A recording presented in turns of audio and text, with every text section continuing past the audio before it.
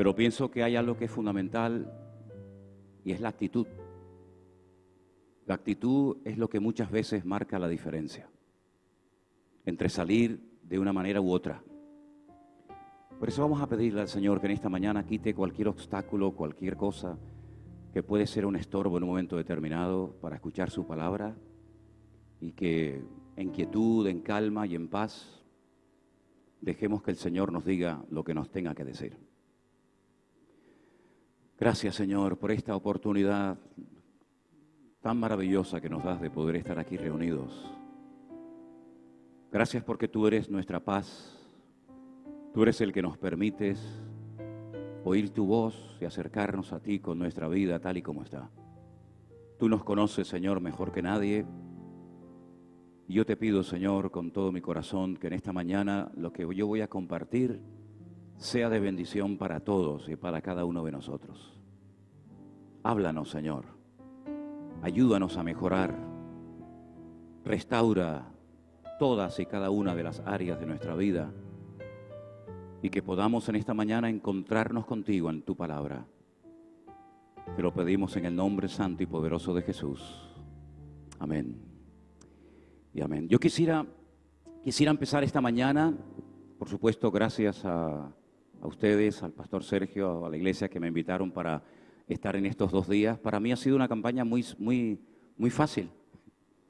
Estoy acostumbrado a estar, como bien saben ustedes, semanas enteras en la calle, con frío, con sol, con todo tipo de interferencias, pero esto ha sido muy cómodo y he disfrutado muchísimo. Y les agradezco el que me hayan invitado a estar compartiendo la palabra del Señor durante estos 2 días. Yo quisiera comenzar en esta mañana haciendo una pregunta que pienso que viene bien hacernos en este día. ¿Cómo reaccionamos cuando las cosas no salen como nosotros queríamos que nos salieran? A veces pensamos que como creyentes todo lo que deseamos o hemos pedido tiene que salir exactamente igual como yo quería que saliera. Y muchas veces las cosas aparentemente se tuercen. No recibimos lo que habíamos pedido o lo recibimos de distinta forma o manera. ¿Sabes? En cierto sentido, cómo reaccionemos ante las circunstancias adversas de la vida y ante los problemas, habla mucho de qué tipo de personas somos. Es decir, nuestro nivel de madurez o de inmadurez nos va a ayudar a reaccionar de una manera u otra ante las circunstancias difíciles y adversas de la vida. Hay una historia que a mí siempre me ha fascinado. La historia empieza así. Hay un matrimonio compuesto por el padre, la madre y 2 hijos que viven en un pequeño pueblo. Nosotros lo conocemos como el nombre de Belén, Betlehem, la casa del pan. Un pueblo chiquitito, he tenido la oportunidad de estar en él muchas veces. Y las cosas le van mal. No hay trabajo, hay sequía. Y un día deciden emigrar, un día deciden irse a otro país a vivir, al extranjero. Y cuenta la historia de la Biblia que se van a un país llamado Moab. Moab hoy en día es Jordania. Y ellos se van al extranjero y allí echan raíces y sus hijos, el mayor y el menor, se casan. Se casan con mujeres de ese país. Ahora, es muy interesante ver los nombres y el significado de los nombres de estos personajes, por lo menos hasta aquí de esta historia. El padre se llama Elimelech. Significa mi Dios es mi rey. Su esposa se llama Noemí, significa placentera, una mujer que está satisfecha de la vida. Tienen 2 hijos. Probablemente los nombres que aparecen en el libro de Ruth, capítulo 1, no sean sus nombres verdaderos, sino una especie de apodo. Malón y Kelión. Significa enfermizo.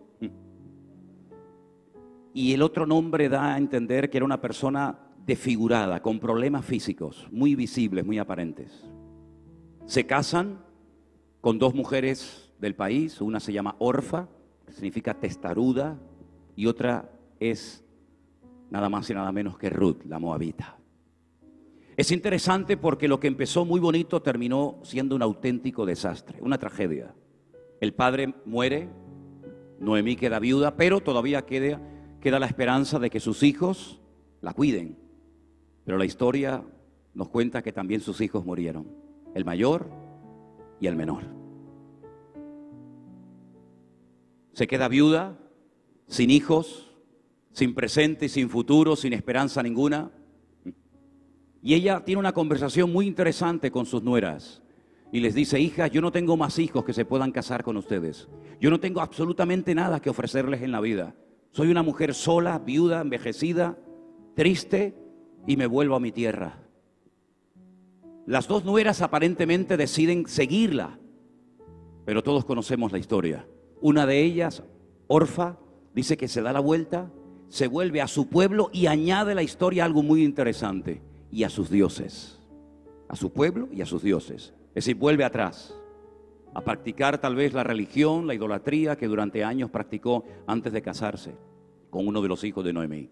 La otra le dice: yo no te voy a dejar, me da igual a donde vayas, tu pueblo será mi pueblo, tu Dios será mi Dios. Donde a ti te entierren, que me entierren a mí también. No tenía el deseo como José de que cuando muriera cogieran sus huesos y se los llevaran fuera del país, sino que ella dice: solamente lo que nos podrá separar a ti y a mí será la muerte. Y allí emprenden estas dos viudas un largo viaje, pero un viaje lleno de tristeza, de soledad, un viaje donde no saben lo que les espera. Pero ellas van porque saben que su tiempo en Moab se ha acabado y que tienen que dar marcha atrás y reconocer que donde tienen que volver es a la ciudad de Belén. Cuando llegan, toda la ciudad sale a recibirla, sobre todo a Noemí, que era la que conocían. Y dice que le daban la bienvenida y ella dice: no me llamen nunca más Noemí, porque mi vida ha sido destrozada por las circunstancias de la vida. Ya no soy aquella mujer alegre y placentera y satisfecha, ahora soy una mujer triste, sola, llena de deudas, y no sé lo que va a ser de mi vida. Llámenme Mará, que significa amargada, frustrada. Todas las puertas se me han cerrado en la vida. Y uno empieza a leer esta historia que la tenemos en la Biblia, en el libro de Ruth, y uno dice: qué historia tan triste, qué pena, ¿no? Qué mal hicieron en la vida estas mujeres para que todo les salga al revés. Qué mal han hecho en la vida para que pierdan todo así en cuestión de minutos. Hay cosas en la vida que nunca entenderemos, por muy cristianos que seamos, por muy cerca que vivamos de Dios y por mucho conocimiento que tengamos de la Biblia. Hay cosas que decimos: ¿por qué me pasó a mí un día esto? Pero gracias al Señor que Dios no nos ha llamado a entenderlo todo, porque si tuviéramos que entenderlo todo, hace mucho tiempo que nos hubiéramos vuelto locos. Y dice la Biblia que en aquellos tiempos había no era una costumbre, un mandamiento en el pueblo de Israel, que consistía que cuando llegaba el día de la cosecha, las personas que iban a recoger la cosecha tenían que dejar ciertas y determinadas partes del campo sin cosechar. Dice la Biblia que tenían que dejar ciertas partes para los huérfanos, para las viudas, para los pobres, es decir, para los colectivos más desfavorecidos de la época. Y entonces Ruth, puesto que su suegra no puede trabajar, le dice: tú quédate en casa que yo voy a ir, permítame, a buscarme la vida. Yo soy extranjera, soy una mujer viuda, soy necesitada y voy a ver qué es lo que pasa. Y se va a un campo y allí conoce a un hombre llamado Booz, mi fortaleza. Y ese encuentro cambió su vida. Hay experiencias en la vida que te marcan para siempre, o para bien o para mal. Él se encuentra con un hombre que es diferente a todos los hombres. Es un hombre amable, un hombre cariñoso, un hombre rico. Pero hay una historia negra detrás de este hombre. Es el hijo de una ex prostituta. Es el hijo de Rahab, la ramera, la que vivió en la ciudad de Jericó, que se casó con uno de los espías y él nació. Y este hombre tiene un título que en hebreo se llama Goel. Y la palabra Goel es una palabra muy importante en la Biblia, una de las más importantes. Significa redentor. Viene del verbo Gaal, que significa libertar. Y cuando él encuentra a esta mujer en su campo, le dice a sus jornaleros: no se metan con ella, déjenla tranquila. Él averigua y se da cuenta de que él es un pariente cercano, y según la ley de Moisés, el pariente más cercano a la viuda tenía la obligación de redimirla, es decir, de casarse con ella, hacerse cargo de su vida con todo lo que eso conlleva, hacerse cargo de sus deudas, de sus hipotecas, de sus problemas, y el primer hijo que tuviera con la viuda sería considerado como hijo del primer marido, para que de esa manera no pasara a la historia o se olvidara la memoria de su primer marido. Hay un pariente que decide casarse con ella, pero no hacerse cargo de sus deudas, no hacerse cargo de su hipoteca, no hacerse cargo de los gastos que le pueda generar el casarse con ella. Pero entonces Booz dice: yo sí me quiero casar con ella y voy a asumir todas las responsabilidades que conlleva el casarme con Ruth. Y dice la Biblia que se casa con ella, y automáticamente la vida de Ruth e indirectamente también la vida de Noemí cambia radicalmente. ¿Sabes? Hay dos formas de reaccionar ante las cosas difíciles, ante las circunstancias adversas de la vida: o quejándonos, lamentándonos y echándole la culpa así a alguien o a todo el mundo, que es lo que generalmente se suele hacer, o aprender a esperar y a confiar en Dios. Uno de los salmos más hermosos de la Biblia, el 37, dice: encomienda al Señor tu camino, confía en Él y Él hará. No te impacientes en manera alguna por aquel que prospera en su camino, porque como la hierba verde pronto se secarán y dejarán de ser. Estas mujeres pusieron su confianza en Dios. Ruth se la juega. Ruth deja atrás su costumbre, su cultura, su religión, su familia, su tierra, todo, y se adentra a una aventura de ir a un país que no conoce, donde las costumbres, las leyes, las prácticas religiosas son completamente diferentes a las que ella conoce. Pero ella pone su confianza en Dios. ¿En quién estamos depositando nosotros nuestra confianza? ¿A qué nos agarramos en momentos de lucha, de adversidad y de problemas? ¿A qué nos agarramos? ¿A quién clamamos? ¿A quién buscamos en momentos en los que nos sentimos solos, incomprendidos o llenos de problemas? Estas mujeres pusieron su confianza en Dios. Y la Biblia dice que Dios es galardonador de los que le buscan. Ahora, esta historia no empieza con Ruth y Noemí. Esta historia empieza, como te acabo de decir, una generación anterior, con Rahab. Déjame que te cuente brevemente algo. Rahab era una mujer que vivía de la prostitución en la ciudad de Jericó. Era una mujer que sabía que su ciudad iba a ser destruida y su país iba a ser tomado por una nación extranjera como era Israel. Pero ella decide cambiar de vida. Ella le dice a aquellos espías que recibe un día en su casa: tengan misericordia de mí y de mi familia. Yo sé que Dios os ha entregado esta tierra. Hemos oído lo que el Señor hizo por vosotros en Egipto, cómo abrió las aguas del Mar Rojo, etcétera, etcétera. Yo os pido que cuando entren en la ciudad de Jericó, por favor no me maten, que se apiaden de mí y de mi familia. Y estos espías le dicen: si tú atas este cordón a tu ventana y no le dices al rey que hemos estado aquí, ni le cuentas cuándo y dónde vamos a atacar, te salvaremos la vida. Pero tienes que mantenerte dentro de la casa. Esta mujer era una cananea, era descendiente de uno de los hijos de Noé llamado Cam. Y quiero decirles que Noé maldijo al nieto, maldijo a Canaán. Y esta mujer, como todos los cananeos, vivían con maldiciones, con líos, con problemas, con follones de toda la vida. Pero cuando una persona pone su confianza en Dios, no importa cuál haya sido su pasado, no importa si te han maldecido, no importa si te has quedado viuda, sola, apaleado, humillado, maltratado, lo importante no es lo que fuiste, lo importante es lo que puede llegar a ser en el nombre del Señor, porque Dios cambia la maldición en bendición. Y Dios es un Dios de restauración. Enfatizamos mucho que Dios salva. Claro, por supuesto, estos días lo hemos estado diciendo allí en la Paterna, que Dios salva, que Dios sana, que Dios libera. Pero yo también quiero decir en esta mañana, y que nos quede bien claro e interioricemos esta gran verdad, que Dios, es un experto en restaurar vidas. Y hay tantas vidas destrozadas, hay tantos sentimientos rotos, hay tantos sueños que se han ido abajo.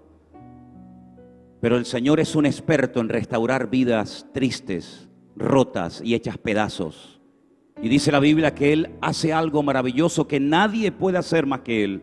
Y es que Él convierte nuestro lamento en baile. Ahora sí pido un fuerte aplauso para el Señor. Aleluya. Apláudela ahora si quiere. Gracias, Señor Jesús. Qué bueno es el Señor. Gracias, Padre.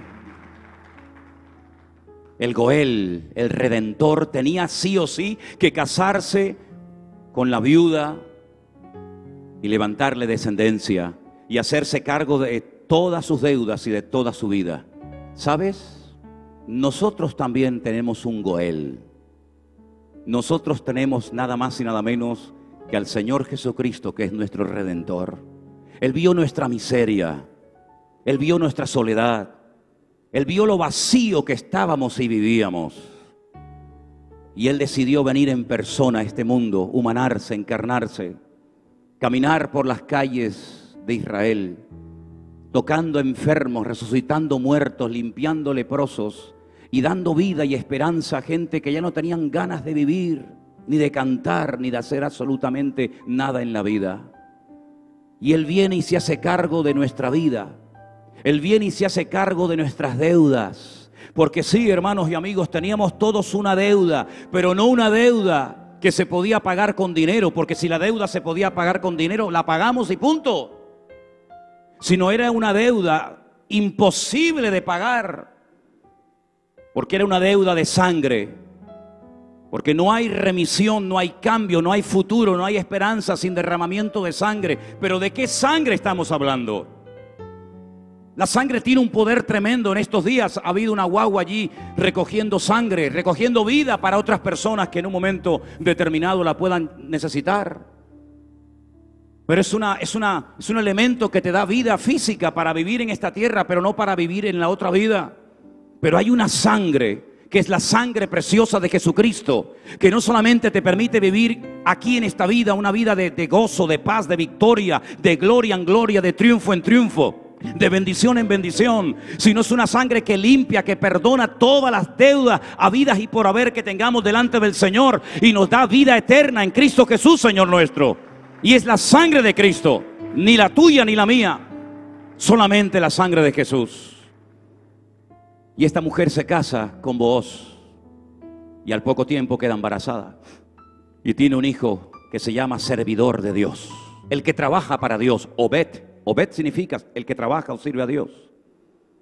Y Obed tiene un hijo que se llama Isaí. E Isaí tiene un hijo que se llama David. Y de David, de la tribu de Judá, viene nada más y nada menos que nuestro Señor Jesucristo. ¿Te das cuenta los cambios espectaculares que se pueden llevar a cabo en una vida cuando va en serio con Dios? Ayer en la calle los que estuvieron me oyeron hablar acerca de que la fe no solamente es un ingrediente bueno, indispensable y necesario, pero que necesita algo más que fe se necesita en la vida. Por eso hay gente que tiene fe. Y ese versículo que sabemos de memoria que dice el justo por la fe vivirá, realmente en el texto original dice el justo por la fe podrá existir. La existencia está basada en nuestra fe en Dios. Pero a la hora de recibir, a la hora de avanzar, a la hora de conquistar terreno, a la hora de tomar posesión de la tierra, del terreno que Dios quiere que tomemos, la fe sí es importante, pero no es suficiente. Hace falta la obediencia. Porque puedes tener una fe tremenda, que no lo dudo, pero puedes ser un desordenado y un desobediente. ¿Y de qué te sirve la fe? ¿De qué le sirve la fe a un desobediente y a un desordenado? De nada. De nada. Es la obediencia lo que potencia la fe. Es la obediencia lo que hace que salte como un resorte la fe y obtengas la bendición de Dios, que de otra manera no te va a venir por ningún otro medio. Y aquí encontramos, hermanos, vidas restauradas, pero vidas restauradas no solamente porque eran gente de fe y de confianza en Dios, sino gente que actuaba en obediencia. Vos podía haber dicho: yo por qué me tengo que casar con una mujer que ni la quiero ni tengo nada que ver con ella. Pero había un mandato bíblico, y el mandato obligaba al pariente más cercano, al Goel, a restaurar esa vida, y él lo hizo. Y por querer perpetuar en el tiempo y en el espacio el nombre del primer marido de Ruth, hoy en día aquí estamos hablando también de él, de Booz. porque lo que en la vida sembramos, en la vida es lo que algún día cosecharemos.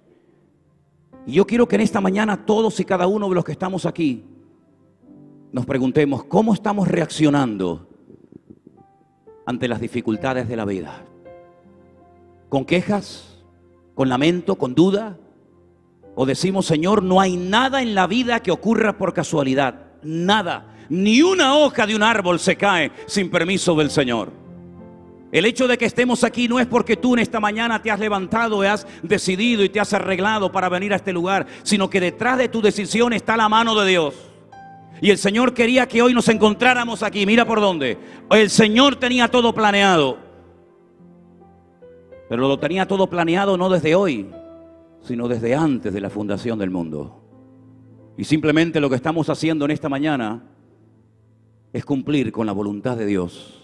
Y toda aquella persona, hombre o mujer, que quiera hacer la voluntad de Dios en su vida, esa vida siempre será bendecida. Quiero que cierres tus ojos un momento, ahí donde estás. Piensa por un instante en aquello que anhelabas y nunca lo recibiste ni lo recibirás. Piensa por un instante en aquello que te salió mal. Piensa por un momento en aquella puerta que se cerró y que nunca se abrirá. En aquella persona, en aquel trabajo, en aquella circunstancia que no se dio como tú soñabas que se diera. Pero ¿sabes una cosa? Dios no se equivoca nunca. Él es bueno y para siempre su misericordia. En Él no hay injusticia ni equivocación alguna. Él tiene todo bajo control. Y todo lo que ha pasado en nuestra vida o nos amarga y nos destruye, o nos acerca al corazón de nuestro Dios. Optemos por esta segunda decisión. Deja que tu dolor, que tu herida, que esa puerta cerrada, que ese sueño no cumplido, te acerque al Señor. Refúgiate, refugiémonos en Dios. Desahógate, escóndete en Dios. La vida pasa muy rápido, cuando nos demos cuenta se nos acabó. Y yo creo que en esta mañana el Señor nos ha traído aquí para restaurar áreas de nuestra vida que necesitan ser restauradas. Pasar la página y decir, hoy he sido libre, como se ha cantado en este día. Hoy yo he sido libre de esto que me dominó durante algún tiempo en mi vida. Podemos cantar, podemos danzar, podemos alabar a Dios, pero en lo más profundo de nuestro corazón hoy se tiene que romper algo para poder decirle, Señor, gracias, porque tú me has confrontado, porque sin confrontación no hay cambio posible. Quiero que en este momento, si en esta mañana hay aquí alguna persona que quiera ser restaurada en algún área de su vida, familiar, personal o como sea, me gustaría que oráramos juntos al Señor. Les invito a los que quieran ser restaurados en algún área de su vida, que pasen un momentito aquí delante. Vamos a hacer una breve oración, por favor, con toda libertad. Nos acercamos al Dios que restaura las vidas. Gracias, Señor Jesús, te adoramos. Pasemos en quietud, en calma, con temor y temblor.